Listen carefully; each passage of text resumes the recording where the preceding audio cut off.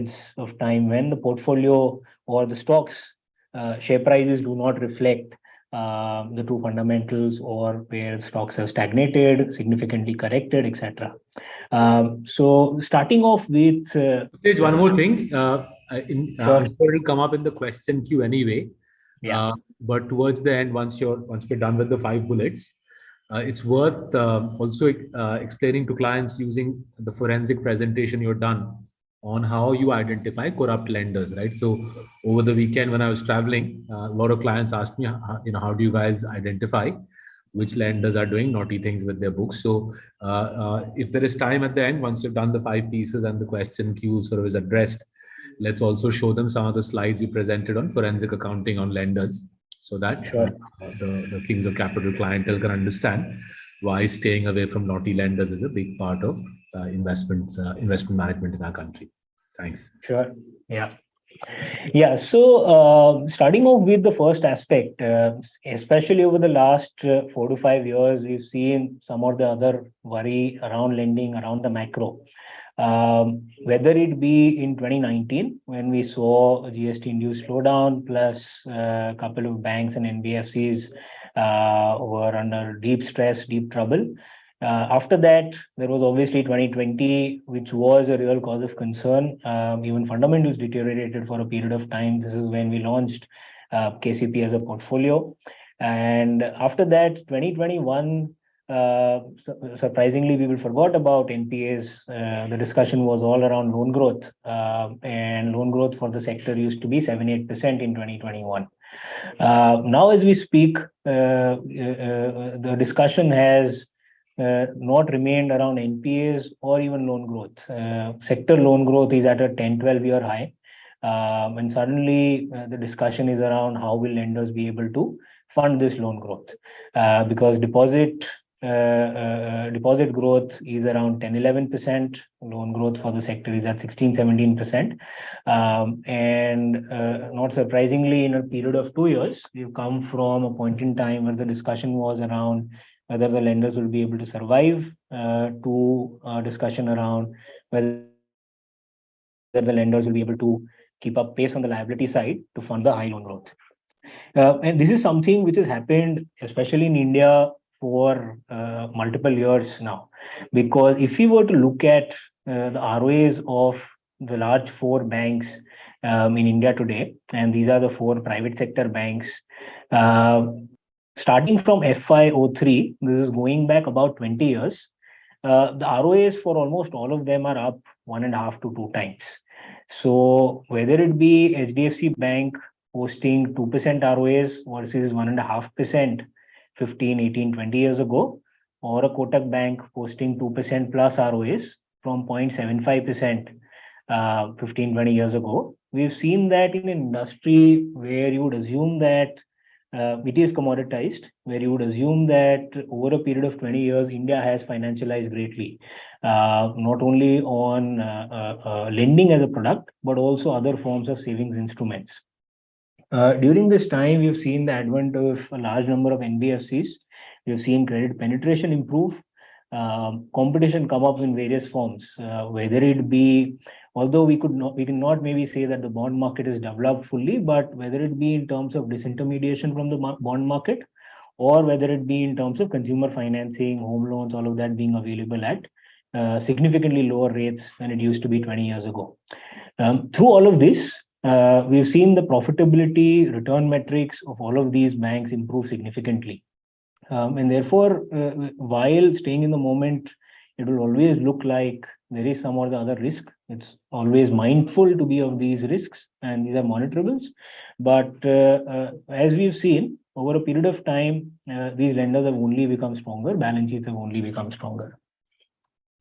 The second issue is around, it's been 20 years of these banks growing, it's been 20 years of these banks gaining market share from PSU banks especially. What happens to growth from here on? And we believe if we were to do simple maths around the current market share of these banks, these NBFCs that we hold in the portfolio, and this discussion especially comes up around HDFC Bank, 10% is, say, the current market share of HDFC Bank, and this is including the merged entity.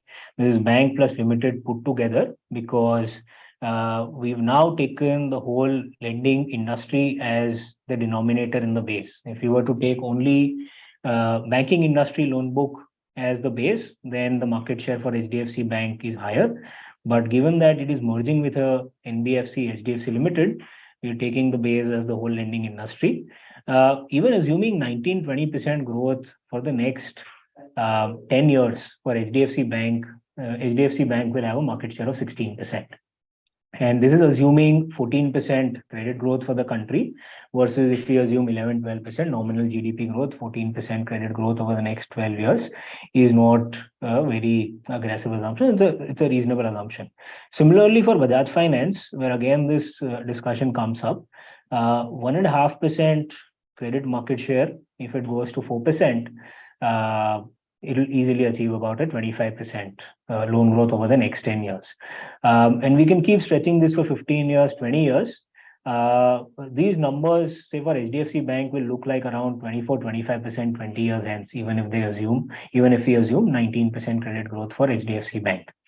And below is some data on history. That is, whenever we look at credit growth in India, no matter which starting point we look at, and this is banking industry loan growth. So this does not include other forms of credit, but banking industry loan growth over various points in time, and we've taken this over 40, 50, 60 years, has always been a healthy number. Versus that, if you assume a 14% credit growth, for most companies in our portfolio, say even for an Axis Bank or a Kotak Bank, the number would be a single digit number on market share 10 years hence. And that will easily, for them, mean a 20% sort of compounding. Even for HDFC Bank, 19% loan growth compounding over the next 10 years would mean a 16% market share. So that's the second point. What that results into is these worries result into good, high quality companies which have a great track record on delivering shareholder growth, delivering fundamental growth, and of great corporate governance. They're now available at valuations which are extremely cheap from whichever way we look at it. Because these companies, because the HDFC or Kotak over the past 3 years, they continue to compound at 20%, and this we'll discuss in the company specific slide as well. They continue to compound at 20%. If you were to only look at the chart at the top, which is loan growth and ROA, you can see there is absolutely no weakness. Size is not an issue. Profitability and ROAs have only improved. However, as you can see on the bottom chart, valuations have compressed. Now, it can be debated till death whether it's because of the merger, whether it's because of maybe Aditya Puri not being there, but none of that is visible in any of the numbers, nor is it visible in any of their incremental plans, nor is it visible in the way that they are conducting business as we speak. And even if we were to compare it to the Nifty now, I think for the first time, apart from maybe the GFC, that HDFC Bank would be available at these sorts of valuations. Coming to some of the concerns on digital properties that some of these banks have, or some of the NBFCs have, we would agree that there is been or there needs to be a lot of catch up when it comes to technological investments required for these banks. However, given the way that these banks have been investing, they've over the last 2 years, especially, I believe, realized that technology is an important part when it comes to customer interface, when it comes to productivity gains, and especially when it comes to dealing with competition. We've seen that these banks have ramped up investments in technology significantly over the past 2 years. The second part of it is that while some of the fintech players and the challengers in the Indian market might have good technology, good UI, what they lack is, first of all, a good regulatory interface or a regulatory license to operate under. Secondly, a large client base. And as a result of not having these two, some of these companies would perpetually be dependent on outside equity because they're hunting for revenue models. While they have good technology, they're always under duress when it comes to finding a good revenue, sustainable revenue model, or finding a regulatory construct under which they can continue operating in a sustainable way. And this is not something which is isolated to India. If we were to look at the same data even for the US, 10 years ago, the likes of some of these challengers in the US used to have significantly better technology than the banks. If we were to look at the App Store ratings of the American banks versus the challengers in the US, whether it be a Robinhood or a Revolut or a Chime, we've seen that the big banks, whether it be a Citi or a Bank of America, which used to lag on App Store ratings, on technology, they've made significant progress over the last 5 to 6 years. This is again because they have large amounts of money to spend. That's never been an issue, but they've all realized that this is a focus area now. We cannot lag behind competitors on this aspect. So as you could see in the US now, actually the big banks are on an equal footing or maybe even on a better footing versus the likes of a Robinhood or a Revolut or some of the other challengers. And this has been a similar case over the past couple of years, especially in India, given we've seen some of the challengers struggle on regulatory aspects or on funding. Also, now coming to the incumbents, within the incumbents, we can see that website visits are, and this is again resized or rebased, website visits per trillion rupees of savings accounts. So the large banks, which are spending heavily on technology, which have realized the importance of technology, we can see that they're gaining a larger and larger number of the customer pie who are visiting them on their website, doing digital transactions, visiting them on their app. And as a result of that, they'll see productivity gains. So while from the outside, yes, there has been some catch up to do for these companies when it comes to technology. 2 or 3 years ago, I would say they were significantly lagging behind. However, they've realized the importance of this, and given where we stand on the regulatory aspect, on number of customers that these banks have, on the defined revenue models and profitability that they have, I would now say that it's difficult for other challengers to emerge in this space as long as these banks keep investing in technology, keep investing in people and manpower who know how to deploy technology. Coming to the NBFCs, and Bajaj Finance is a special case where it's a great example of how they've stepped up investments in technology. In the previous slide, we discussed banks because they were the ones who were significantly lagging behind when it came to technology, when it came to mindset around technology. It's only in the last 2 years that the big banks have stepped up. But coming to NBFCs, I think we are on a much firmer ground, on a much better footing when it comes to the likes of a Bajaj Finance or some of the other NBFCs that we have in the portfolio, because they have realized even before the new challengers came about that technology is an extremely important aspect. And given Bajaj's investments and recent foray over the last 2 years in their digital ecosystem and the Bajaj Super App, the numbers that they are seeing on customer acquisition, on net installs, or on loan disbursements are just extremely good. They are, first of all, at scale, so better than any startup. Secondly, they are growing at the pace of a startup. So they, in a period of about 1 to 1.5 years now, have got about 30 million net installs of their app, which is equivalent to about 80% of their cross-sell franchise already being on the app. And this amounts to about 3 crore installs for Bajaj Finance in a period of about 18 to 20 months. Secondly, the number which eventually goes into the balance sheet and is useful for shareholders, especially when we look at quarterly numbers in the short term, is personal loan disbursements. Now Bajaj Finance is seeing about 23 billion rupees of personal loans being disbursed through their app in a single quarter. And this number is again growing at a healthy pace. So Bajaj Finance has actually done what it spoke about 2 years ago. And this has got actually accelerated because of COVID when they launched their digital foray. Similarly, Bajaj Finance on its mall, and this is the Bajaj Mall, where actually the idea is for Bajaj Finance to give the local mom and pop store or the local guy who's selling smartphones near our houses a fighting chance against an Amazon or a Flipkart. And this is some of the data points that we've gathered over the past couple of months, where we can see that Bajaj is now being able to offer or match prices which are available on an Amazon.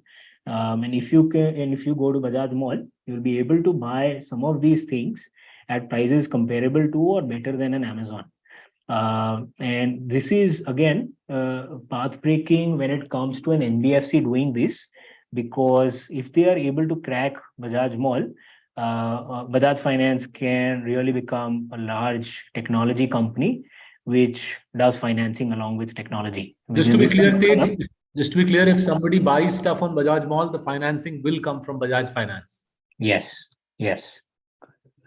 And this becomes similar to their current offline customer acquisition engine of consumer durable financing. This has the possibility of becoming an online customer acquisition funnel, which again, like they've done very well in the offline world, which again they can do in the online world, where they acquire a customer online. Once he buys a consumer durable, they finance it, look at the data, look at his credit track record on a small, maybe mobile phone loan, or a consumer durable loan, and then cross sell multiple other products to him. And this is one risk which is emerging, where maybe banks can make a comeback, which is that if consumer durable sales move online over a period of time, credit cards and banks would have a larger presence online, because an Amazon and an HDFC Bank or an ICICI Bank could have a great partnership when it comes to credit cards, and that is where Bajaj could have lost out. But this is again Bajaj Finance thinking 2 steps ahead, moving to places or foreseeing where the customer will go to, and Bajaj Finance being already present where the customer might be present in the future. So that is on the digital foray of some of the banks and NBFCs that we own. Moving back to fundamentals and the numbers, we've now got about 8 or 9 companies who reported numbers for the recent most quarter. This is quarter ended December 31st December 2022. If you look at loan growth, as we've been seeing now quarter after quarter, extremely strong, robust, no base effect now for a large part of this quarter. 21% loan growth, PAT growth again quite healthy. NPAs have not, like we saw in the previous 2-3 slides, NPAs have not been a matter of discussion now for the past year or so. And for our portfolio, therefore, it's been extremely healthy when it comes to NPAs. As a result of this, ROEs have been at an all-time high level for almost all of the lenders that we own in the portfolio. So 2.5% ROAs with extremely healthy ROEs, despite leverage being significantly lower than historical levels. So 18% ROEs and 2.5% ROAs is not something that we would have seen in a long period of time. Coming to the non-lenders, and we'll cover this off in the stock-specific slides. If we look at HDFC Life, quarter ended September, people were worried because top line grew by only 7 or 8%. What's happening? But as we had stated then, this is seasonality and a bit of a base effect, nothing more, nothing less. So HDFC Life has bounced back with 25% growth in the recent most quarter. Versus 11-12% growth for the sector, so growing 2x faster than the sector. ICICI Lombard, this is the recent most quarter. In this recent most quarter, PAT growth is something which, if we normalize it, or this is something again that we'll see in the quarter ended March, should be 20% plus. Because in general insurance, when we look at quarterly numbers, wherever there are quarters where there is high amount of business being done, the cost of acquisition of that business is in that quarter. As a result of that, we've not seen PAT growth this quarter. The second aspect was investment income was a bit soft in this quarter. As a result of that, again, not seen PAT growth, but that should normalize in the coming couple of quarters. On the top line growth of 14%, ICICI Lombard has taken a call on a part of the motor business that if they want, they can immediately go ahead and increase market share. They can grow at 20%. But given the pricing which is prevailing in the motor insurance market, they've taken a conscious call to not grow that part of the business. Otherwise, if you look at other lines of business, which is health insurance, corporate lines of business, they're growing at a very healthy pace. ICICI Lombard is gaining market share in all parts of the business, except for motor insurance, which has been the strongest part of the business historically. So overall, actually quite a healthy quarter when it comes to fundamentals. 21% loan growth, healthy PAT growth, 2.5% ROA and 18% ROE. This is a slide that we've historically shown. As you can see, year after year, including H1 of this year, and as soon as we get 9 months data, we'll include that in this slide. Whether we look at YOY loan growth, which has been 25% for H1 this year, or ROAs and ROEs, ROAs of 3% for KCP, ROEs of 17.5%, which, like we saw in the previous slide, has been now 18% for the recent most quarter, has been significantly higher than the bank Nifty. Overall, at an ROE level, even for H1, KCP was at 18.5%. For 9 months, this number will improve even further. And loan growth again has been, even for 9 months, around the 24-25% mark. Like we've been discussing, gross NPAs as we speak has not been a matter of discussion. So on fundamentals, actually, we're doing quite well. However, as we have seen, cyclical upturn on asset quality has resulted in some of the PSU banks, some of the turnaround stories doing much better when it comes to share prices.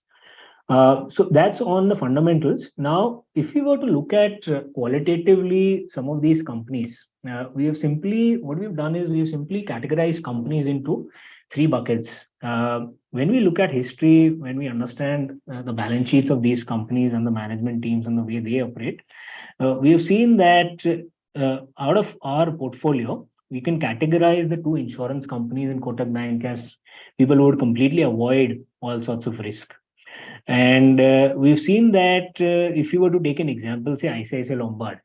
ICICI Lombard has historically taken a call to completely stop writing insurance, completely stop growing top line at the cost of market share, whenever they've believed that it does not make sense from a longer term ROE perspective. And they're very happy ceding market share when the insurance market has been extremely soft. And the way they've dealt with that is, while they've lost market share in pockets, they've gained market share wherever they've seen opportunities. And this is a way of being counter-cyclical. So wherever the market is being excited within the general insurance space and pricing risk inadequately, ICICI Lombard has stepped back. Wherever market is being reactive to risk, wherever the market is saying that there is a lot of risk now, because ICICI Lombard would have historically been away from that segment, it would aggressively write that segment of insurance. So ICICI Lombard has been avoiding risk on not only writing insurance, but also on the investment book. So its investment book has not seen a single rupee of write-off in the past 22-23 years since its inception. And not only on the debt side, but also on the equity side, it would have delivered 15 to 17% IRR over the past 20 years by following this counter-cyclical approach. Its approach on the investment book is simple, which is that it would first want liquidity. It would invest in anything. It would not invest in anything which is not liquid. Second, it would look at risk. And third, it would look at returns.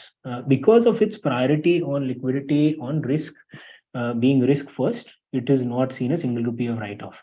Similarly, Kotak Bank, we've seen across cycles, they would avoid all sorts of risk. Even when the cycle is good, even when things are going good, Kotak's always been a conservative bank. And similarly, HDFC Life, we've seen them reject things, reject policies versus competition, even in good times, even in bad times. So these are companies which have historically avoided risks. Then there are risk managers, and HDFC Bank, Bajaj Finance are great examples of this. This is where actually, if you are a very good risk manager, maybe the highest amount of money can be made. As long as there is no, obviously, there is no black swan event like a COVID. And that is when an HDFC Bank, Bajaj Finance really get punished by the market. But we've seen that Bajaj Finance would give loans at 18%, 19% unsecured loans.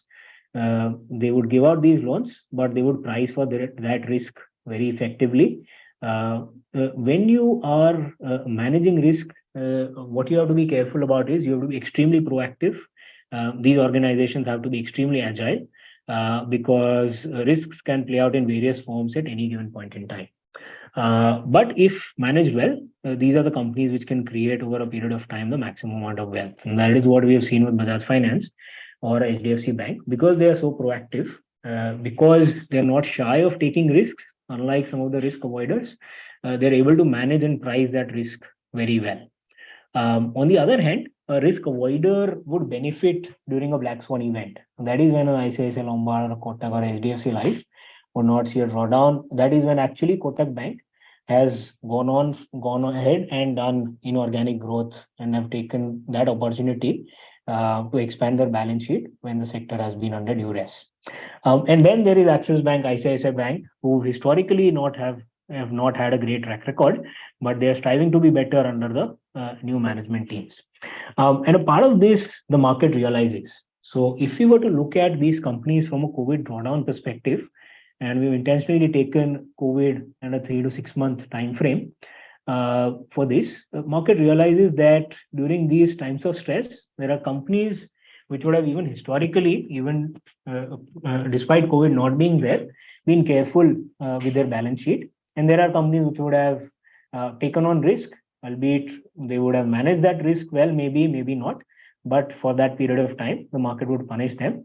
And it's not surprising to see that from that COVID point on, the companies which have avoided risk, they did not have any balance sheet risk, because they did not see a drawdown, have not delivered that sort of share price performance, versus companies, say Axis ICICI, from that point on, they also saw a higher drawdown.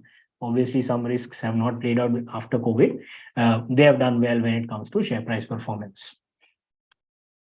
Now, the idea of going to each and every portfolio company is to give a color of what we are holding, obviously, in the context of what these companies have delivered in terms of fundamental performance, and also what we expect them to deliver.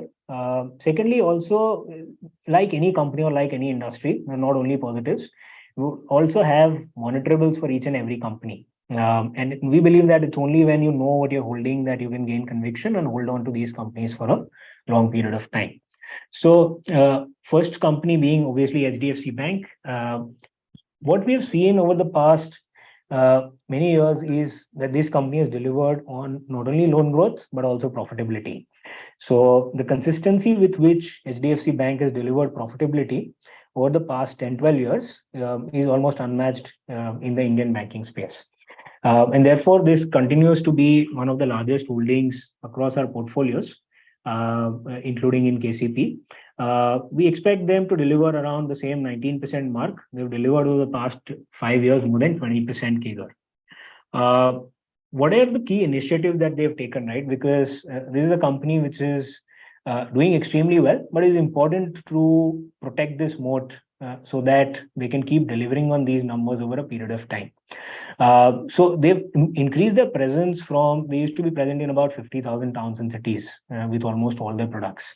Over the past 3 years, they've gone to 1 lakh towns and cities. Over the next 3 years, they'll be in 2 lakh locations with almost all of their products.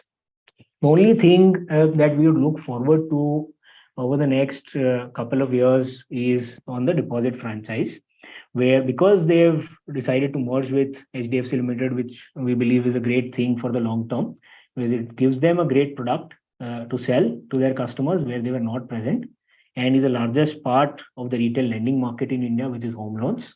It is going to be extremely beneficial for us as shareholders over a longer period of time. However, over the next 12 to 18 months, we'll have to monitor how they progress on the deposit franchise. the deposit franchise has to grow at 18 to 20%, has to get 20 to 25% incremental market share for them to keep growing at around 18 to 20% over the next 12 to 18 months. And that is the only monitorable we believe. Otherwise, they're going great guns. I don't think they would have put a foot wrong over the past 2 3 years when it comes to technology initiatives, improving their technology, which was underinvested in till about 3 4 years ago, whether it comes to growth, asset quality, etc. Um, and coming to the big question that we always get, we've seen that HDFC Bank has historically also gone through periods of share price being away from fundamentals. Last 3 years, their fundamentals have actually been no different from what they were the 3 years before that. They've continued to grow profits at 20% plus. However, like we've seen historically, this time around, maybe the dissonance has been higher. But like we've seen historically, it will get resolved over the next maybe 2 to 3 years. We might not know when, but as long as they keep compounding at the same rate, the difference between share price compounding and profit compounding has to converge. Moving on to Bajaj Finance. Bajaj Finance over the past many years again has been quite consistent when it comes to ROAs and ROEs. As we speak, they are at their peak ROAs, peak ROEs, 20% plus return on equity, 5% return on assets. Fee income is going to gradually become a larger and larger part of overall compounding story of Bajaj Finance. Given what we saw on the previous slide on Bajaj Mall, given what we saw on the digital initiatives, if all of these initiatives go through, it is quite possible that Bajaj Finance balance sheet becomes a bit asset light. It becomes more of an asset light story where fee income, other pools of income become a larger part, and the difference between AUM growth and profit growth widens a bit. And this is something that we've seen in the past couple of quarters at least. We have to see whether this is something which is a one-off or this can continue. And again, they have been extremely agile or proactive when it comes to being a management team. They've taken all the right calls when it comes to capital allocation. Their long-range strategy planning, which has been ongoing for the past 10 years. It's a thing that they do every December, where they plan for the next 5 years. They usually achieve whatever they plan for the next 5 years in a period of 3 to 4 years. And that's something which is played out for them extremely well. The only, again, key monitorable over here is the success of their online strategy, which as we speak is playing out really well. If they are able to get a lot of traction on Bajaj Mall, that can be again one more game changer for them to continue their growth at 28 to 30%. Moving to Kotak Bank, Kotak Bank is, while people believe that it's quite similar to HDFC Bank, the only reason it's similar to HDFC Bank is they have not seen blow-ups, they've managed asset quality really well, share price returns over a period of time have been similar. But when it comes to DNA, it's a bank which is quite different. They've taken calls depending on what sorts of risks that they've seen in the environment, depending on the macro that they've seen around them. They've taken the call to not always grow at 20%, irrespective of what's happening in the economy. HDFC Bank has the innate ability to do that, or even a Bajaj Finance would have the ability to grow at 25%. But Kotak's delivered cross-cycle growth of 20 to 25%. Whenever they've seen a slowdown in the economy, unlike some banks which have kept on growing during good times and then suffered in bad times, they've taken the call and they've not shied away from degrowing the balance sheet.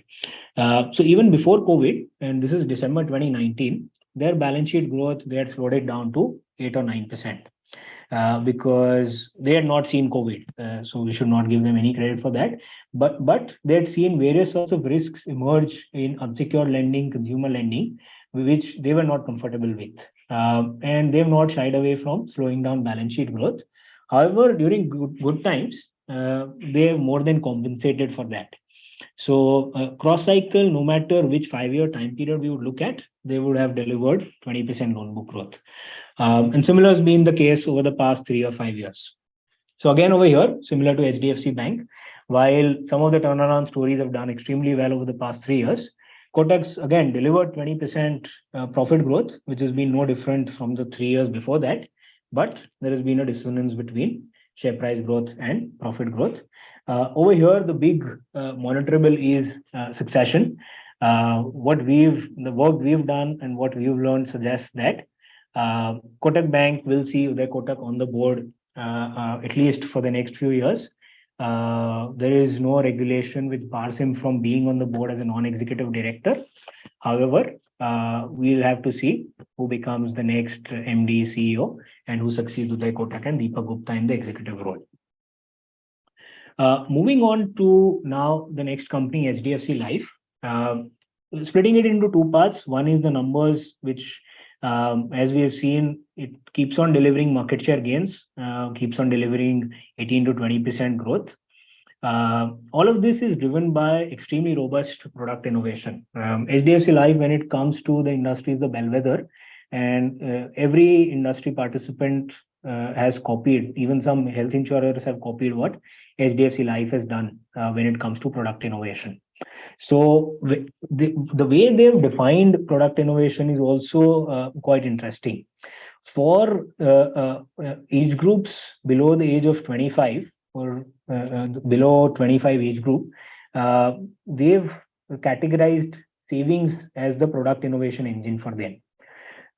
Similarly, for people who are between the age group of 25 to 35, they would sell something like, say, their cancer care product. From 35 to 50 onwards, they would sell more of products which are related to annuities, for example, where people would, by the time they are 40, 45, people would be planning for their retirement. India, in terms of retirement planning, is massively underpenetrated. And that is a product that they would focus on for this age group. And for 50 plus, they would be able to sell them various types of, again, annuities, plus various types of investment products. Over the past 3-4 years, agency was a channel where they were lagging a bit. Over the past 3-4 years, what they've done is they've first acquired Exide Life, which is largely a step to acquire and to get a better agency channel. Secondly, they've not only made the agency channel the most profitable channel for them, but they've also gained market share, and they've doubled their market share in the agency channel when it comes to new business premium. So they used to have about 6% market share in the agency channel in the industry. That's now gone to about 10 to 11%. One monitorable, and this is a fallout of COVID over the past year or so, some of the reinsurers had withdrawn from the market. We're now seeing significantly better traction. The reason that this has happened, or this had happened, was because there was massive amount of COVID claims that had to be paid out for protection policy holders, especially by life insurance companies.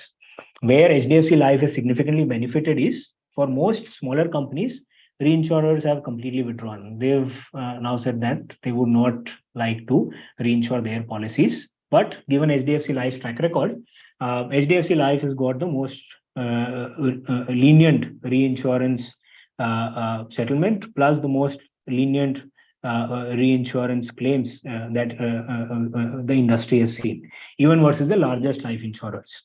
So that is something where HDFC Life has benefited on a relative basis. However, it's a monitorable for us when it comes to term protection, again, starting to grow at 20% plus, as the case was before COVID. Again, when it comes to HDFC Life's product innovation, if you were to not only look at the way they've innovated from an age group perspective, but also if you were to go by product, they have significantly progressed, especially versus the industry, which consists 60% of LIC. LIC would still consist of 60% of the industry, and SBI Life, IPRU Life, Max Life as the largest competitors. Say 5 years ago, if you were to look at the industry, hardly anyone would be doing Credit Protect. Credit Protect is a product where insurance is sold along with, say, a home loan, MFI loan, all sorts of loans today. Because HDFC Life started doing it, most other industry participants followed. Similarly, retail protection was not a large story till about 6-7 years ago.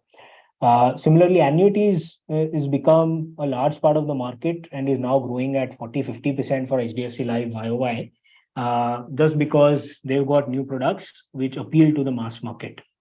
And we've seen most insurers, even the large ones, follow whatever HDFC Life does 2 or 3 years later.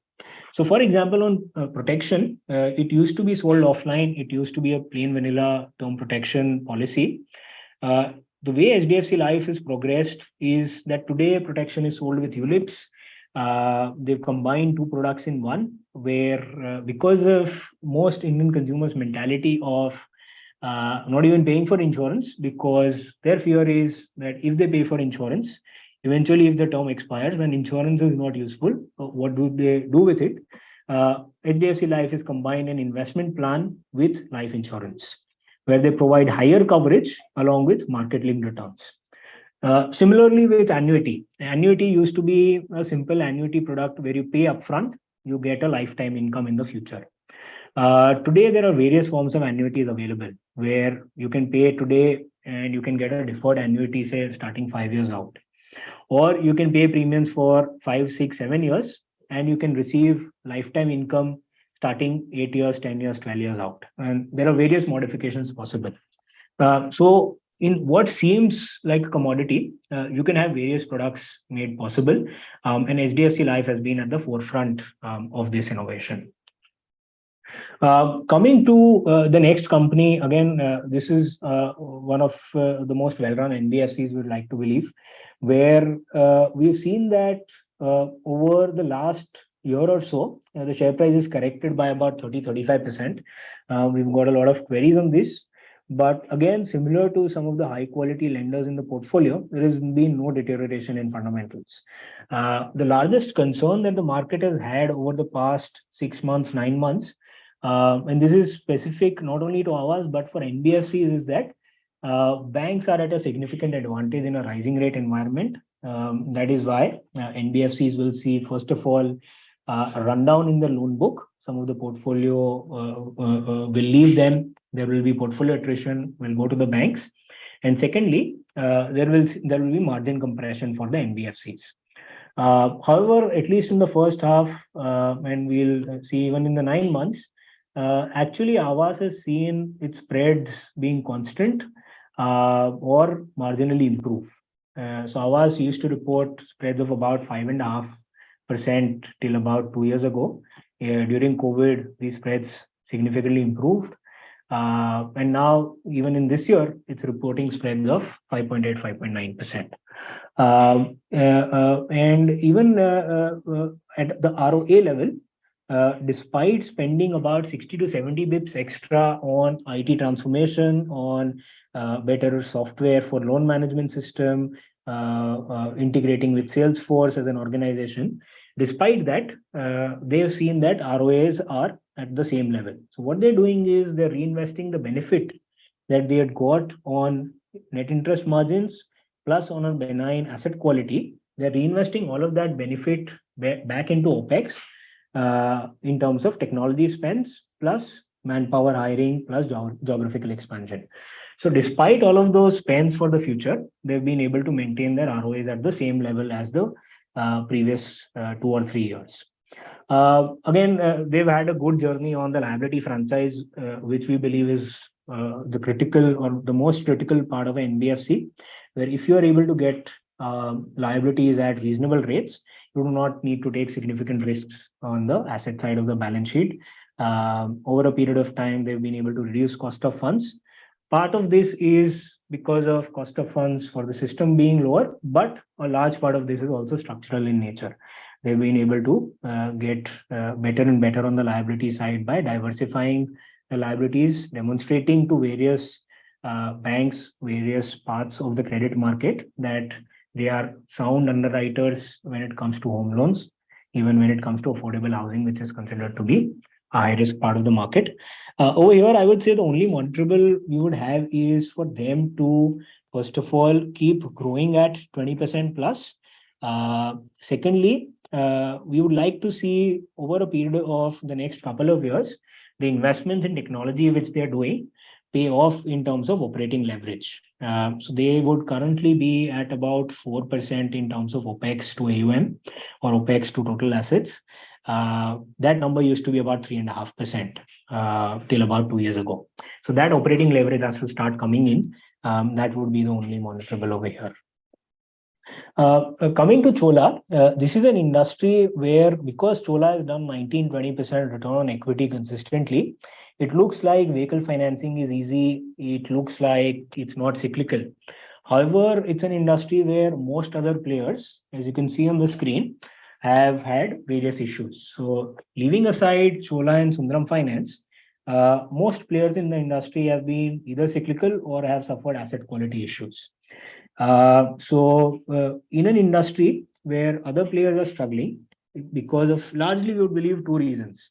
One is that most of the players are captive financiers, and when you are a captive financier, you have a dual pressure of not only financing wherever it's required, but the shareholders of the financing company are compromised a bit because the profit pool really lies at the manufacturing entity. So, because the manufacturing entity or the auto OEM would want to push sales, the vehicle finance entity eventually suffers. That is where the asset quality hit eventually comes down to. Because Chola has no such compulsions, it has been able to maintain its asset quality across cycles.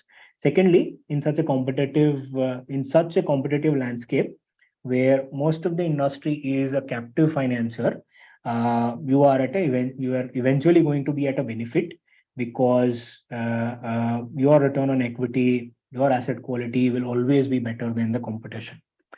And this is seen in numbers as well. Return on equity for Chola, irrespective of rate cycle, the auto cycle itself being cyclical, where 2018-19, for example, were not great years, especially 2019. It was not a great year, but Chola continued to deliver good ROAs and ROEs, and has continued to do so across the cycle. What they're doing now is they've introduced new products which are ROA accretive. They've gone on to do now business loans, they've gone on to do SME loans, and also a bit of unsecured. Therefore, they are ROA accretive. But what we'll have to monitor over here is that any product which is ROA accretive comes with a higher amount of risk. It has to be managed extremely well. So for Chola, their core segments continue to fire very well, given the competitive landscape that they are in when it comes to vehicle finance. But from here on, we'll have to see whether the ROA accretive products that they have ventured into, what happens to asset quality, because growth has been extremely robust. We are on an up cycle when it comes to CV sales.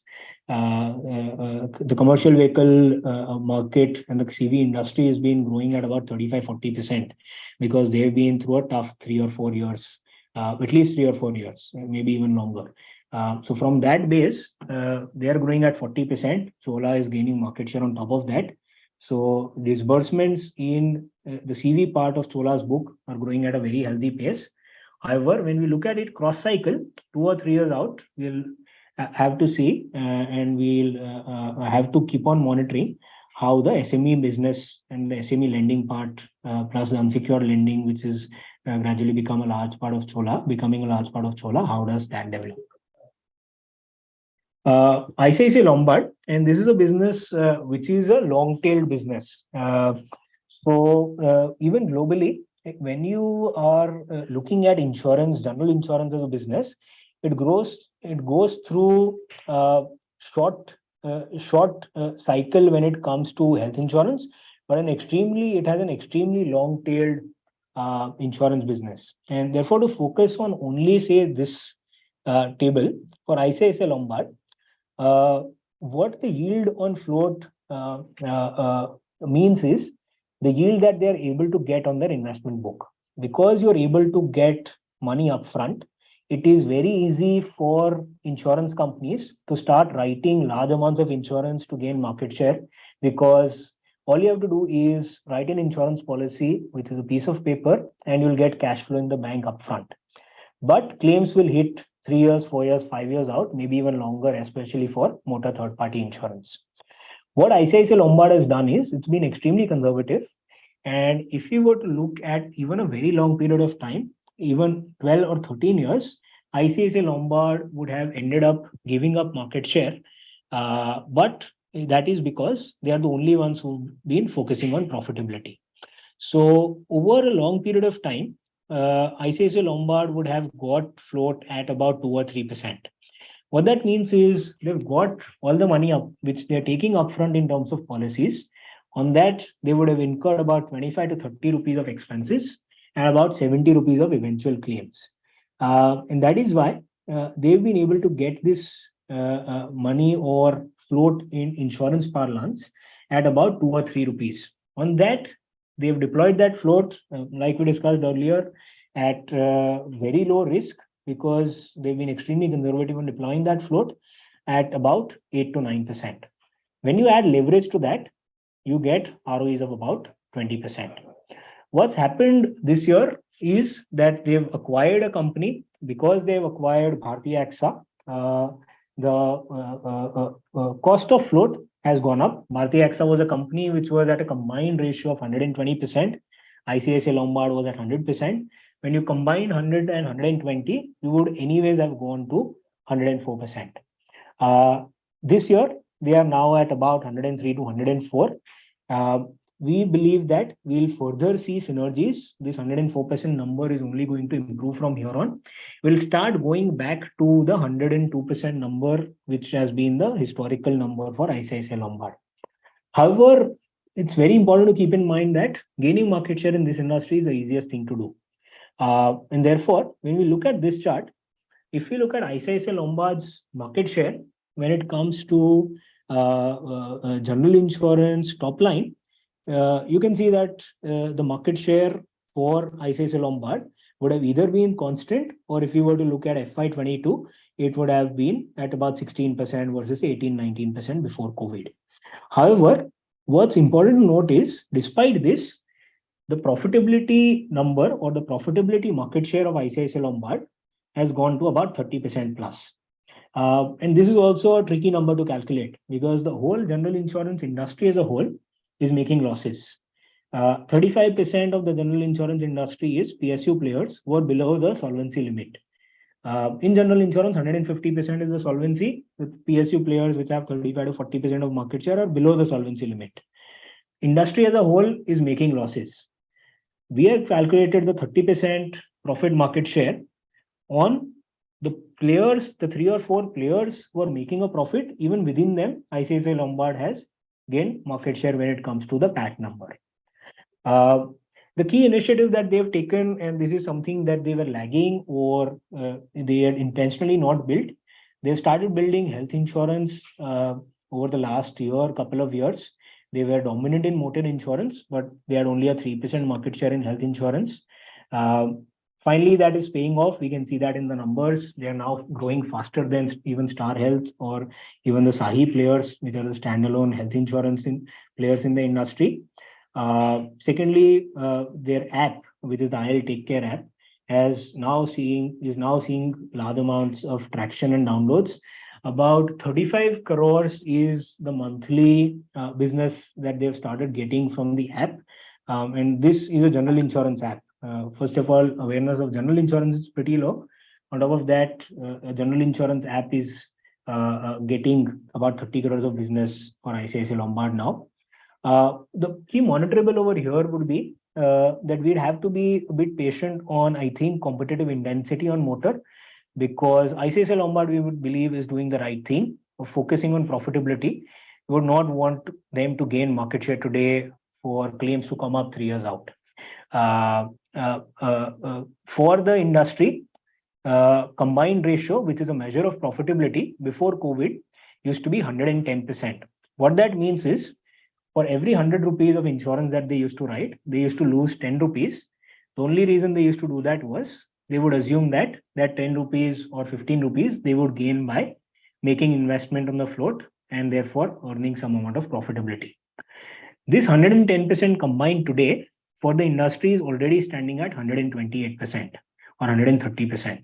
So for every 100 rupees of claims that ICICI Lombard is writing, the industry is writing, they're losing about 25 to 30 rupees.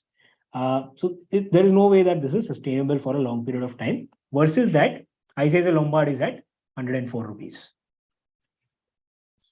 So basically, just to put it in for a normal company, a non-financial services company, effectively ICICI Lombard's competitors are burning free cash flow. Yeah. Burning cash flow. ICICI Lombard isn't burning free cash flow, and therefore ICICI Lombard is running a more sustainable business, clearly a profitable business. The competitors are not running a profitable business. The competitors will need capital raises sooner rather than later to stay afloat. Yeah. Coming to InfoEdge, which has been in KCP now for about a year's time. But InfoEdge on the normal Naukri business, it's easy to compute margins, EBITDA margins, PAT margins. The Naukri business literally would have no competition, and they are the dominant player over there. They're making tons of free cash flow on Naukri as a business, about 350 to 400 crores of free cash flow on Naukri as a business. Margins are sustainable. Margins have stayed where they have been for a period of time now. It's growing at an extremely rapid pace, given what we had seen in terms of attrition and hiring, especially in the IT and financial services space over the last year or couple of years. InfoEdge was a massive beneficiary of that. Now, coming to the investment business, we've discussed this before. Zomato and Policybazaar have been listed now for about a year and a half. That is why we see a massive spike in the investment book. What they've done is they've launched 3 follow-on AIFs in the recent most financial year. Till about 2 to 3 years ago, the investment book was not separate from the core business balance sheet. All the investments and the deployment of free cash flow was being done by InfoEdge from the balance sheet. However, they've taken the smart decision of separating the investment business, getting a team in place.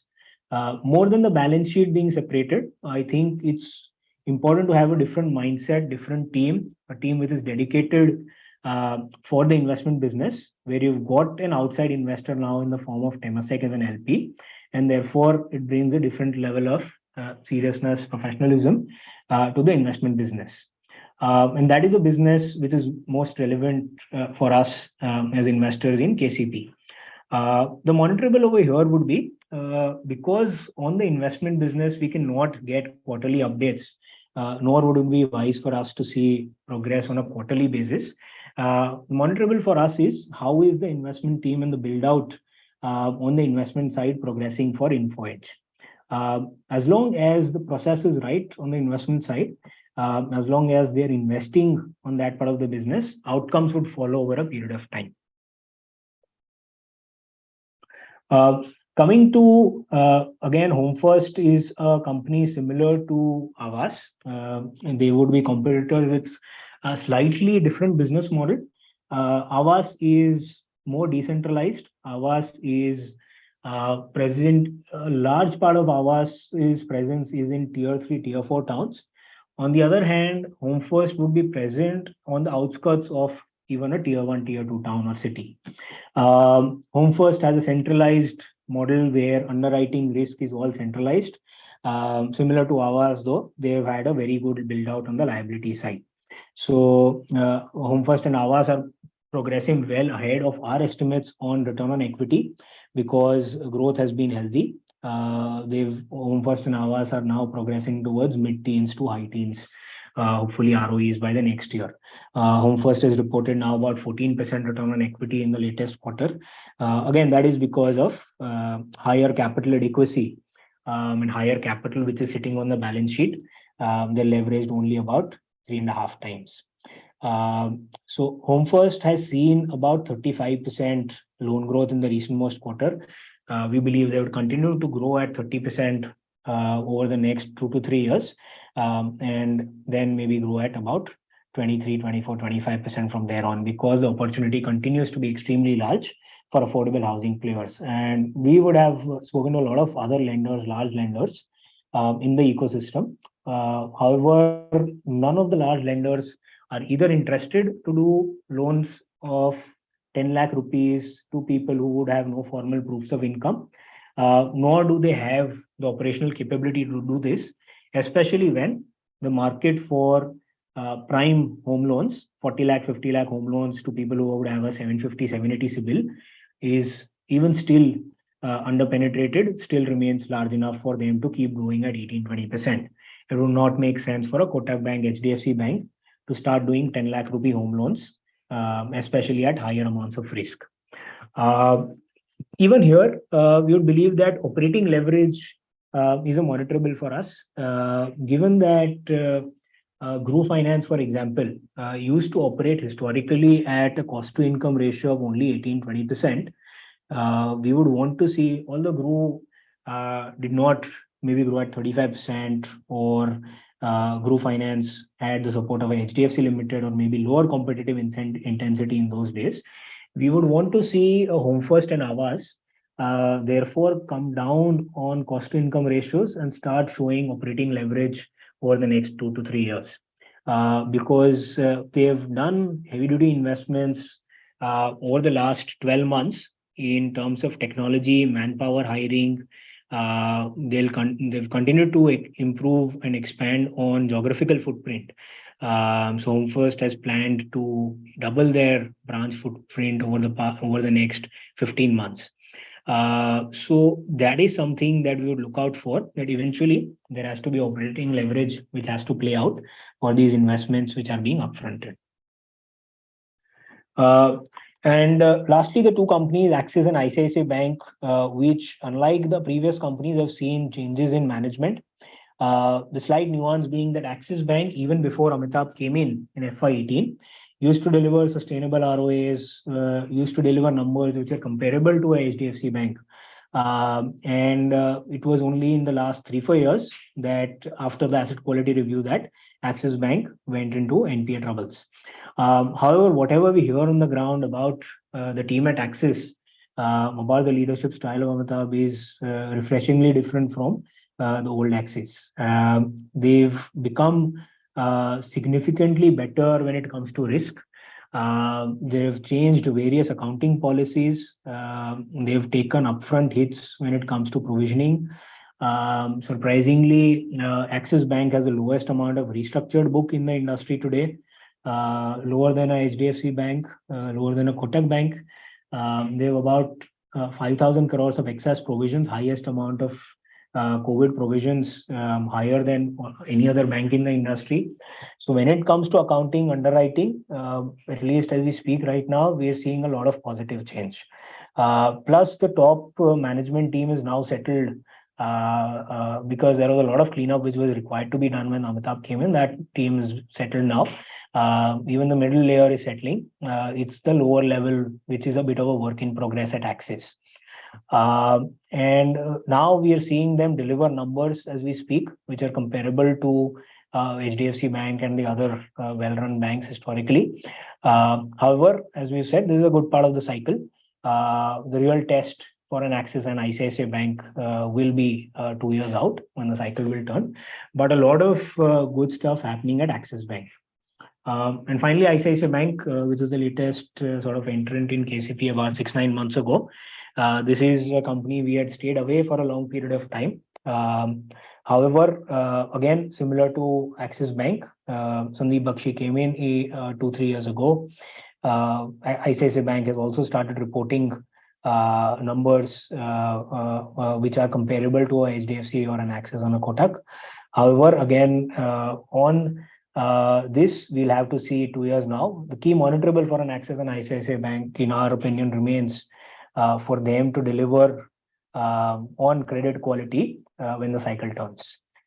Because currently, all banks would look good because everything looks like it's hunky-dory and things have been cleaned up. But the real test will be when things turn the other way around. Things that we are hearing of over the past couple of weeks. And that is where we see that the real test will come about when we'll start hearing of more and more corporate asset quality stress. Finally, this is portfolio performance as on 31st December 22. It's been a month since then. we would have outperformed over the past month. We would have outperformed the bank Nifty because PSU banks have suffered given some of the fears around corporate asset quality. So our performance on a CAGR basis is around 10% versus about 32-33% for the bank Nifty. So I'll stop over here. So Teja, if you don't mind, I'll just highlight a couple of charts from Diamonds in the Dust on financials. So for Diamonds in the Dust, the book that we published last year being 2021, I'm sorry, the year before last.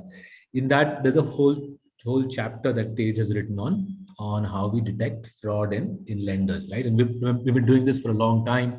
Rakshit and I used to do this in the UK when Pramod, Rakshit and I used to work in Clear Capital, and then we've been now working in India for 14 years.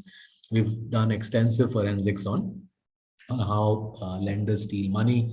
All of that is written up in this chapter on fraud and Diamonds in the Dust. If you want to go and read it, page 112 is the exhibit I'm showing.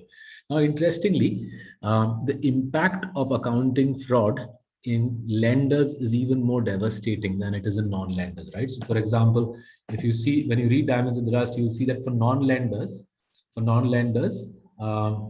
if you're in the zone of opacity as a non-lender, you do manage to produce some positive shareholder return. But for lenders, even in the zone of opacity, so just to be clear, what are these zones? What Tej did was he took data on all the lenders in the country. I think 95 lenders. Tej took data on 95 lenders. And he took data when we wrote the book for 16, 17, 18, 19, 20. So this is 5 years of data on 95 lenders. And then he divided the lenders into 10 buckets, deciles 1 through to 10. Basis their accounting quality. And what he found was, if a lender is in anything other than the top 30%, if the lender's accounting quality is anything outside the top 30%, you get wiped out, right? You get hammered, right? In non-lenders, at least this area, the zone of opacity, you're sort of all right. In non-lenders, only in the zone of thuggery, you get killed. But in the lending world, because a typical lender is geared 10 times, I think the PSU banks are now geared an incredible 20 times, right? Because a lender is geared, they've borrowed 10 times their shareholders' equity. The PSU banks have borrowed 20 times their shareholders' equity. Even a lender who's in the zone of opacity, they get killed in terms of share price performance. And therefore, when we are investing in lenders, the imperative is even stronger that we don't mess around with banks whose accounting and whose track record of accounting is messy. You stay in the zone of quality, and if the result is underperformance, then so be it. As long as the franchise is compounding at a good rate in terms of profits, you stay invested. You don't lose your mind looking at bank Nifty or PSU bank kya kar raha hai. I mean, obviously, if you want to do it, feel free, but we are not going to be doing that now. Why are we so risk averse, right? Why are we so risk averse? Why don't we take some of your money and stick it in PSU banks and lenders whose accounting quality is less than ideal? Here is why. So we migrated to India in 2008. Yes Bank went public, I think, in 2004, right? So 2004 they went public, and for pretty much all the way up to 2018, right? All the way up to here, we were repeatedly berated by people saying, "Boss, samajh nahi aata kya tumko? Look at how wonderful a bank Yes Bank is." And we used to do the forensics. It's described in Diamonds in the Dust. We used to do the forensics, and the forensics would suggest, be careful here. And we were berated all the way up to here. Because समझ नहीं आता तुमको lending कैसे होता है, अच्छा bank क्या करता है, दिखता नहीं क्या share price. And we would stay away. And then, as they say, the rest is history.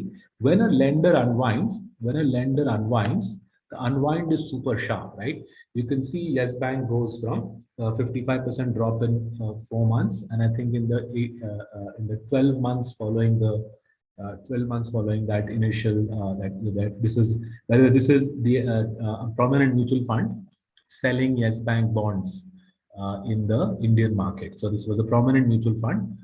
July 2018, a prominent mutual fund sold off. Sorry, there was credit rating agency which downgraded the bonds, and then a prominent mutual fund sold Yes Bank bonds. Then if we come to DHFL, similar story.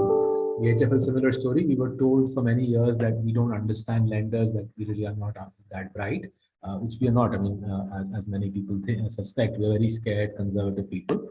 And then here, a prominent mutual fund sold bonds issued by DHFL at a coupon. I think the implied yield was 12 or 13%.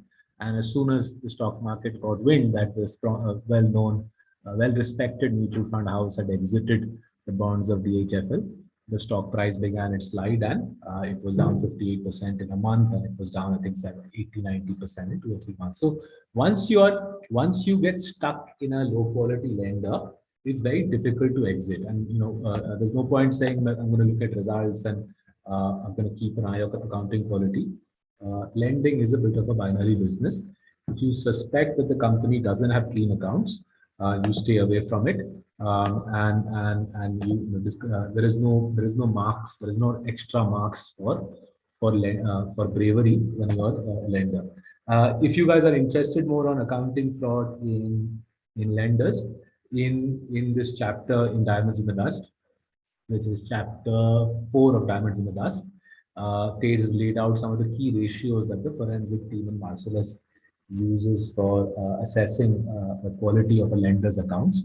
And they're given there, you can read it at your leisure, and it will give you some sense of why really the concern, the focus in Kings of Capital is not beating some benchmark and trying to impress people by beating the benchmark. The focus is invest in clean lenders, make sure that the lender is allocating capital intelligently, compounding the franchise at around the 12% mark. And if we do that, as we have done so for many, many years, we'll be all right, we'll be all right. Pramod, over to you. Thanks, Saurabh. Thanks, Tej. So, folks, if you have any questions, feel free to put it down in the Q&A box at the bottom of your screen.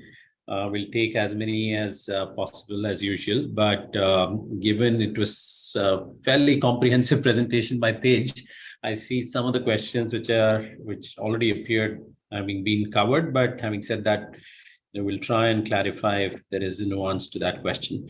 So while on that subject of avoiding lenders with dodgy accounting and PSU banks, Saurabh, in dodgy accounting, of course, we'll have to go through that. But what about PSU banks? Because you've had a period of cleaning up the balance sheet, recapitalizing the balance sheet. We haven't had a great run in the credit cycle for these banks to have built up dodgy assets in the early stage of a credit cycle. Why do we not take these calls that, okay, the next 2 years, we're going to be all right as far as asset quality is concerned? Why don't we play this game that everybody else has played? Say, the last 2 years, tons of money, PSU banks have doubled, tripled, given that the past, until the next bust happens, we're safe. So here is why. So let's look at it from two different angles, right? Remember, a PSU bank is by definition majority owned by the government of India, right? The sovereign is the largest shareholder, and quite rightfully, the sovereign will run the PSU bank to serve the interests of the nation, right? Not just the PSU bank, any PSU, any government of India undertaking will be run to serve the interests of the nation rather than of minority shareholders. And I don't think any of us on this call can have a quibble with that, right? If you have a quibble with that, then I think you need to take it up at the Supreme Court and see if the Constitution can be amended, because the government of India undertaking quite rightfully will serve the interest of the main shareholder, which is the sovereign. Now, is the sovereign's interest the same as yours or mine? Sometimes yes, sometimes no. Sovereign might, for example, want a PSU bank to support low-income borrowers who've gone through 2 or 3 really tough years, as has been the case post-COVID, right? All of us know that post-COVID, there's enormous amounts of data to suggest that people earning less than 2 lakhs are in serious distress. It's evident in FMCG consumption data, it's evident in pharma consumption data, and therefore the sovereign might quite rightfully say tomorrow at the budget that we need to support these people. I think that's the right call for the country. I'm not so sure that's going to be appreciated by PSU Bank shareholders. Right? There are many variants of that we could look at. The interests of the sovereign, the interests of the primary shareholder might not be aligned to that of the minority shareholder. But there's also a deeper problem. This whole second guessing that the bad stuff has happened, now it's going to be good stuff. That second guessing is a dangerous business, right? So I remember talking to several institutional investors in this period, right? In this period, right? There's both the period both for DHFL and for both for DHFL and for Yes Bank. I remember talking to several institutional investors. Let me just shorten the compress the slide so that you can see this the period I'm referring to for both DHFL and Yes Bank. So AQR took place in 2015, right? So this is Raghuram Rajan launching AQR. This is Raghuram Rajan launching AQR, right? And we were told by people that look, सारा clean up तो यहाँ पे हो गया है, सारा clean up तो हो गया है यहाँ पे Yes Bank का, and generally in the lending system we were told clean up has been done here. Ab to party shuru hai, right? And you can see the impact on the Yes Bank share price, the DHFL share price through Demon, through COVID, through Demon, through GST. The share price powers away as everybody and the mother father says. Bad news is boss done. Ab to party shuru hai. AQR has been done. The guilty have been found. These are good lenders, and we should be loading up, right? This is AQR. This is the kind of 12 months in which RBI forced the banks to come clean. And a lot of people bought Yes Bank, and that was the story. And yet we know what happened, right? 2018, the RBI tightened monetary policy. 2018, the RBI tightened monetary policy. And as I was saying, once institutional investors started selling bonds in the bond market, the credit rating agencies downgraded these lenders. There is no bottom on that share price. So be very wary of narratives. I would suggest everybody who's watching, be wary of narratives. Bad news ho chuka hai. Ab to party shuru hai. Early stages of a recovery hai. It's going to be good this point in. Because when you have balance sheets levered up 10x for a normal lender, 20x for a PSU bank today, when your balance sheets levered up like that, small changes in asset quality will wipe out a big part of the net worth. Then the credit rating agency does the downgrade, and uske baad the downspin cycle. I've seen it thrice in my life. 2006-7 में देखा मैंने UK में, 2006-7-8 में UK में देखा. Then I saw it when the power and infra companies got hammered, and then I saw it when the whole lending sector got hammered in 2018. The downspin cycle is very fast, and hence, especially in investing in lenders, one has to be conservative all the time rather than trying to second guess the macro and do some very big chalaki on saying bad news ho chuka hai, let's load up on PSU Bank. Right.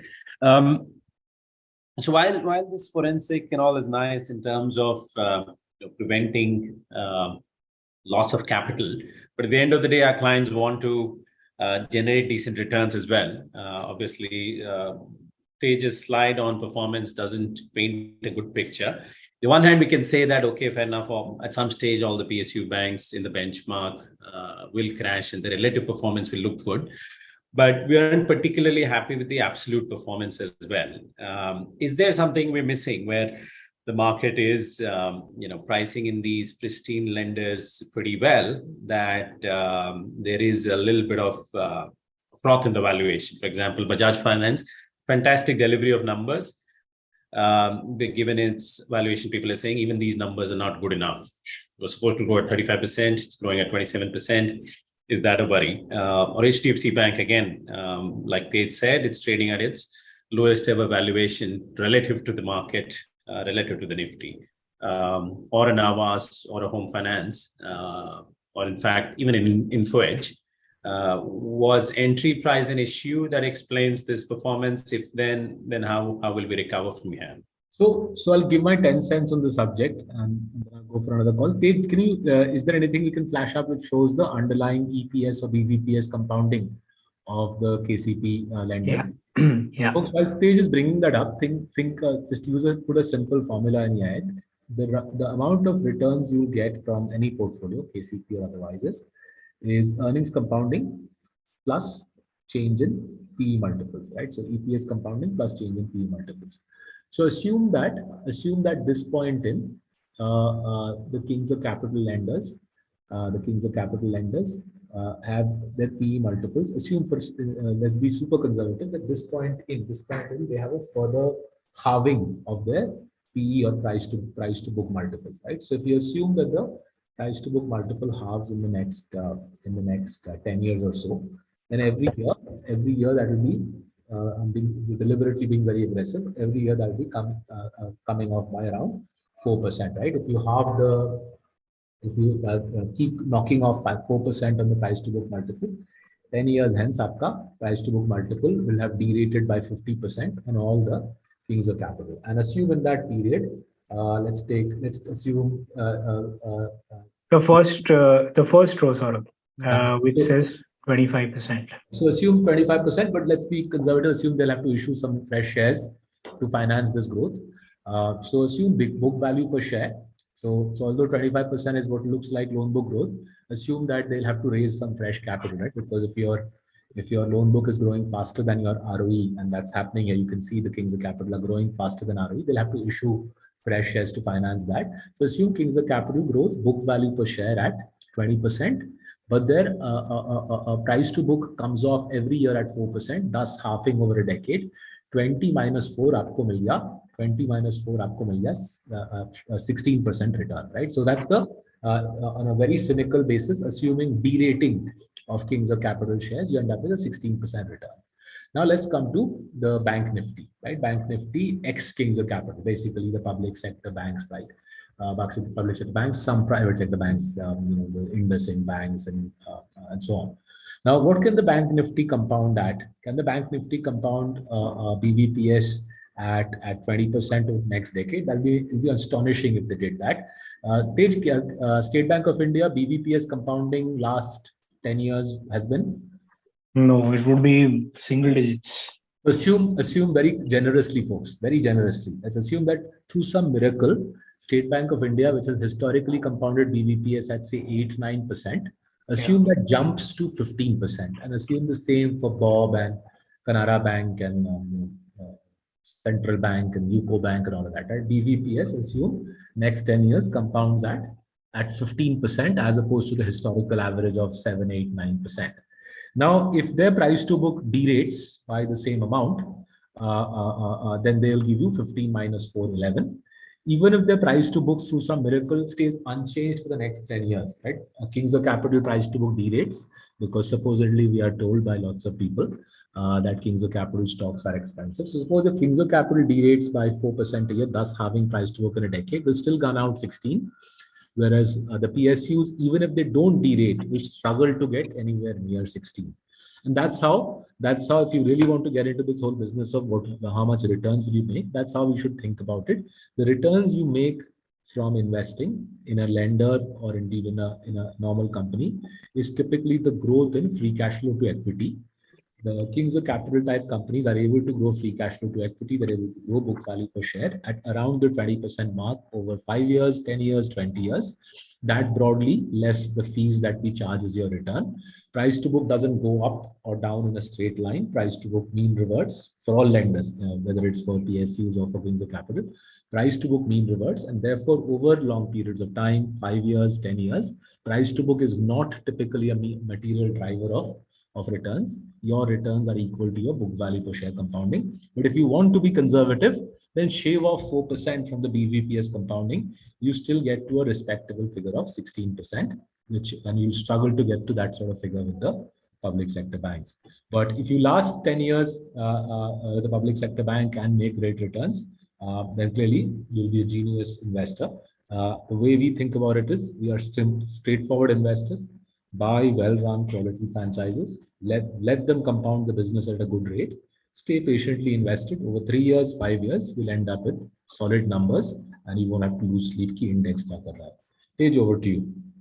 Yeah, one additional thing which we've implemented over the past few months is that we've also implemented margin of safety in KCP, which is where a part of the valuation argument will get addressed. That is, if say Bajaj Finance versus say a Chola Finance, whichever one is relatively more attractive, which includes valuation, which includes their fundamentals, whichever one is more attractive, that is where we would put a larger part of our money within KCP.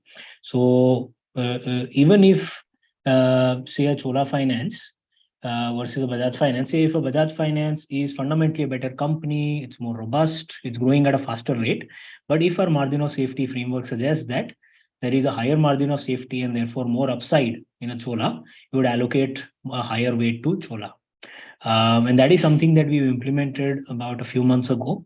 That will also result in us, our backtest shows that we're adding a couple of percentage points of value by implementing margin of safety as an approach in KCP. But that is also something which will help us in improving our returns from here on, and by taking valuation into account when we are taking these decisions.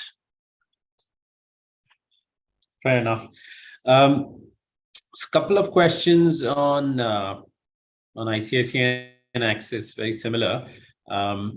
While ICICI and Axis, you could argue, had the same history as a PSU bank, you've made a sort of change of mind. What did we see? Because we are still not seen a full credit cycle to see that there is structural change in their lending behavior. What have we seen that we've jumped the gun on Axis and ICICI and not on PSUs? Yeah, so Axis, as we saw on the slide, actually has had a much better history, which is comparable to good quality bank in India, rather than having a history like ICICI Bank, which has through multiple cycles, ICICI Banks had an issue. In our mind, or in my mind, I would differentiate between Axis and ICICI from a history perspective, where even before Amitabh took over for a long period of time between 2009 and 2014, Axis Bank had a good ROA profile, fundamentals were rock solid. However, during the corporate asset quality review, Axis went through multiple levels of stress. In the case of Axis, given its history, given what we knew about Amitabh, we've had it in the portfolio since inception of KCP, because Axis had the history, had the franchise. All it needed to do was clean up its book, clean up anything at the top level in terms of management team, which was involved in their decision making, and that is what they have done. So Axis Bank is something that we would attribute it to history plus a change in management plus a change in approach. However, when it comes to ICICI Bank, yes, we've stayed away from it. This is something which even historically under multiple credit cycles has not delivered because of various reasons, whether it be retail going bust in 2008-9, whether it be credit cards going through a difficult phase between 2000 to 2002, or whether it be the corporate asset quality cycle. So we stayed away from ICICI Bank for about 2 to 3 years. However, over the past 6 months, as we did more work, we've included ICICI Bank in the KCP portfolio. Yes, it has not seen a full credit cycle, nor has it gone through a rough phase under the new management team. Therefore, when it comes to its longevity score or its weight within the portfolio, it is significantly lower than HDFC or a Kotak. But we believe that it deserves a place in the portfolio because of the changes that it's made over the past 2 to 3 years. Great. A few questions on Bajaj Finance. There are a couple of questions on the valuation aspect of it. What do we make out of the recent underperformance despite decent growth? Yes, growth has come off, but how do we justify, how do we see sustainable growth vis-a-vis current valuations? I'll come to follow-on questions on Bajaj Finance. We can take the valuation aspect first. Sure. So there are two aspects to Bajaj Finance. One is part of the concern on Bajaj Finance has been that valuations have been high while, say, growth is not 40% anymore. So to answer that, one is that we've over the past 2-3 years believe that sustainable growth is around say 28-29%, not 40% anymore. One part of the argument is that is because that they've already become 75% of the consumer durable financing market. They got from 0 to 75% over the past 7-8 years. That market is now not a market share gain story. It's more about growing in line with the market. Second is that people believe that Bajaj Finance is now tapped out in terms of growth. They will no longer be able to grow at even 27-28%. However, that is not something which is likely. We believe that EPS growth of 27 to 29% is still likely. From a valuation perspective, Bajaj Finance is no less expensive or more expensive than it was, say, 2 years ago before COVID. That is when Bajaj Finance used to grow at, again, 31-32%, but with lower ROEs. Today also, Bajaj Finance is growing at 28-29%, but with higher ROEs. So while fundamentals of Bajaj Finance are largely similar, valuations are also largely similar. Bajaj Finance has not become expensive than what it used to be, say, before COVID. Secondly, if you were to look at valuations in the context of the market, Bajaj Finance has actually become cheaper, because 3 years ago, if you were to look at Nifty valuations, they're lower than what they are today. So from a relative or an absolute perspective, Bajaj Finance has actually become equal or lower than what it used to be before COVID.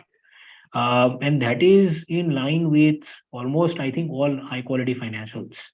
Whether it be HDFC Bank, Kotak Bank, or even companies which deliver or used to deliver significantly better ROAs than the rest of the system, like an AU or a SBI cards, which are not in our portfolio. All of these companies within the financial services universe have seen versus 2019, especially a derating, or at best, they've been where they are in terms of valuations. So both on an absolute and relative basis, Bajaj Finance is no longer expensive.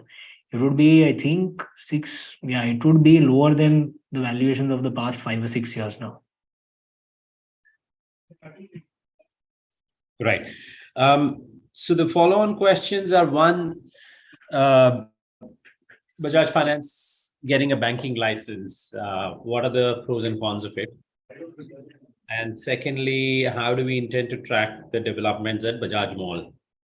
Yeah, I think the banking license is an important question, given they're now more than 2 lakh crores in terms of AUM.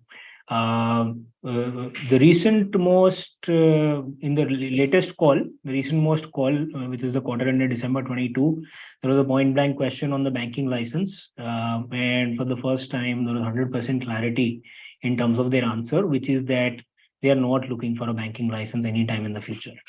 This was, so till now, there were answers in both ways. We used to get answers saying we might look out for it, say a couple of years out, we might be interested, we might not be interested. But this was an uncluttered no from Rajiv Jain, that they're not going for a banking license. And the rationale, at least for the next 5 years, is sound. The rationale for the next 5 years is that even in, say, 2027, 2028, Bajaj Finance will be at a balance sheet size which will be equivalent to HDFC Limited today. And that is 5 years out.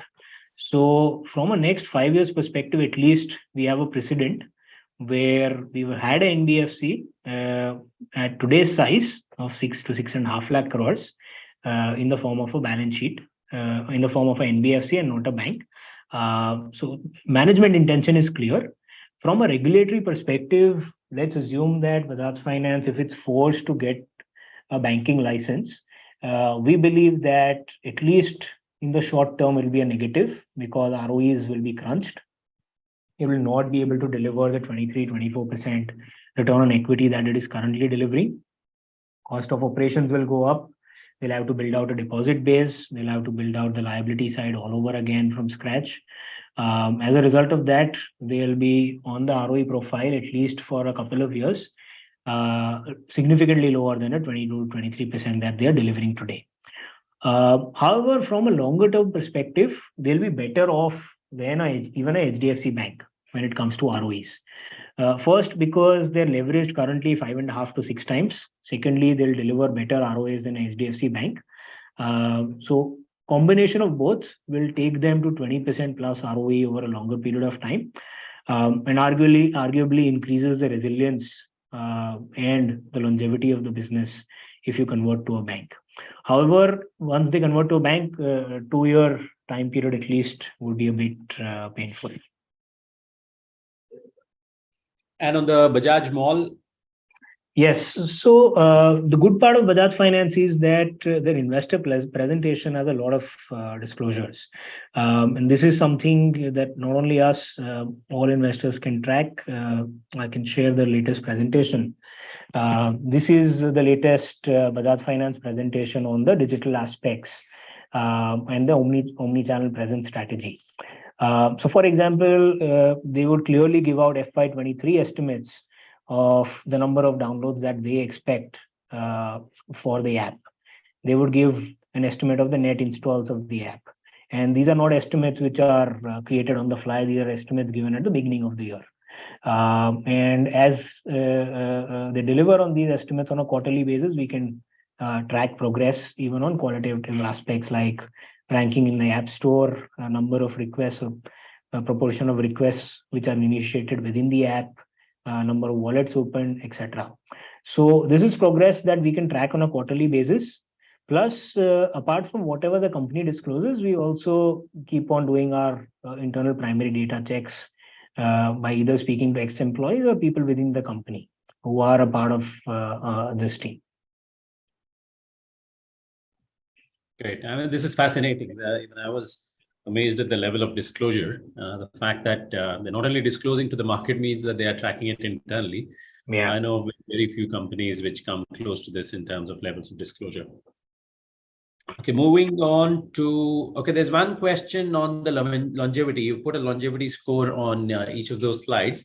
Can you just give some color on what does this mean and what is that score out of, on what scale and so on? Sure.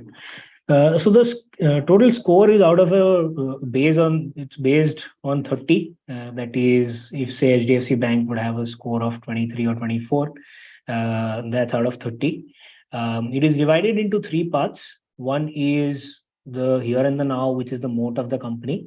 That is, continuing with the HDFC Bank example, what is the competitive advantage that HDFC Bank has, which is low cost of funds, ability because of the low cost of funds to do any product, whether it is what a Chola is doing, whether it is what a Bajaj is doing, or what any of the fintechs are doing.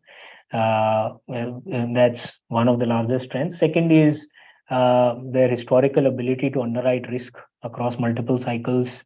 Third is execution capability to keep on delivering these sorts of numbers year in, year out. So that is the competitive advantage, and that is ranked out of total score of 10.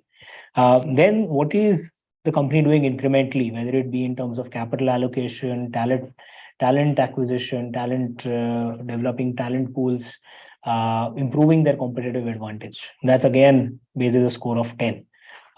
This is where actually I would believe Bajaj Finance scores the highest. They're the most proactive in terms of capital allocation, most proactive in terms of improving competitive advantage, allocating resources to technology, etc. And the third is institutionalization. That is the quality of board of directors, key man risk, how much is the focus of the company on building a large talent pool at the leadership level, what is the focus of the institution on de-risking from a one-person company to having a large part of the decision-making and even capital allocation decentralized. A total of, therefore, 30, 10 each on lethargy, succession planning, and moat score is what we give each and every company a score on. This eventually translates into, along with our growth estimates, into the valuation of the company. So higher the longevity score, higher the valuation or the implied P multiple of a company, and obviously higher the growth, higher the implied P multiple of a company. And this is how we have applied the margin of safety, or MOS as we call it, on even KCP. Right. Thank you. On two other stocks, and we'll close it after that. One is Info Edge. Obviously, hasn't been a great performer since the time it's entered the portfolio. How do we see that sort of coming back? And more particularly, if we see Naukri as a source of funding for the investing business, at some stage, Naukri's cash flows will become relatively small as part of the as a percentage of the overall value of the business. Then how do you see compounding work for the investing business? Yeah.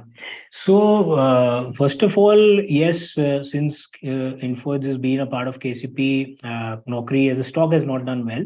But like I said, the business, which is the core Naukri business, has actually been doing extremely well. Profits have been growing in the last few quarters at 40% plus because of what's happening in the industry.